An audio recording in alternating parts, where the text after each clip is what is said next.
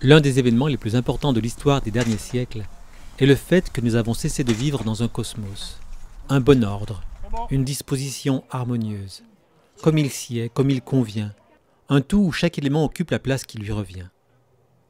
À partir du moment où la grande distinction cosmique entre le monde terrestre et le monde céleste s'efface, les lieux deviennent équivalents. L'espace s'unifie, le temps se perd.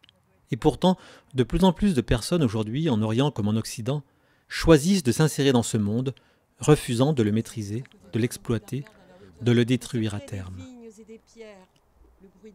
Progressivement, de nouveaux rapports au monde, plus sensibles, plus expérimentaux, viennent questionner les pratiques scientifiques et les procédures instrumentales standardisées.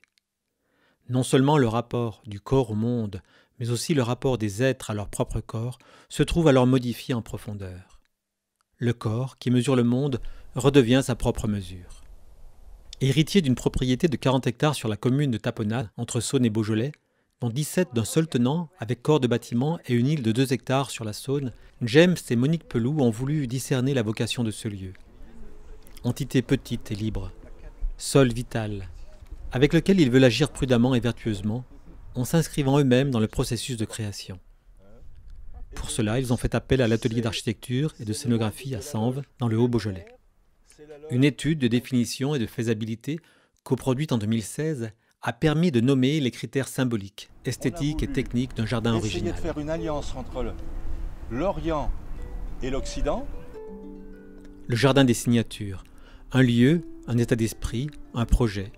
Un jardin ou des jardins pour servir, célébrer, transmettre le vivant, dans toutes ses dimensions, humaines, sociales et économiques, culturelles, artistiques, spirituelles.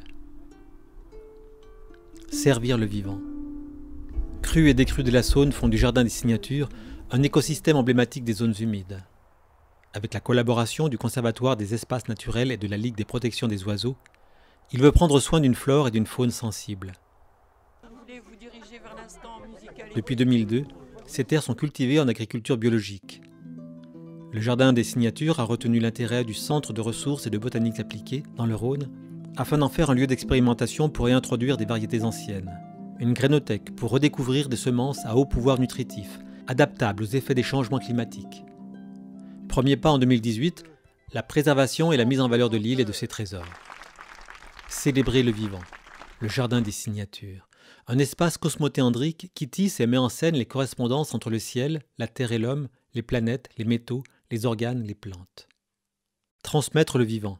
Des espaces actifs, lieux de mémoire et d'avenir, de réflexion, de recherche, de découverte, de référence, d'échange, de transmission. Le jardin des signatures. Un chemin d'émancipation, de conscience et de liberté.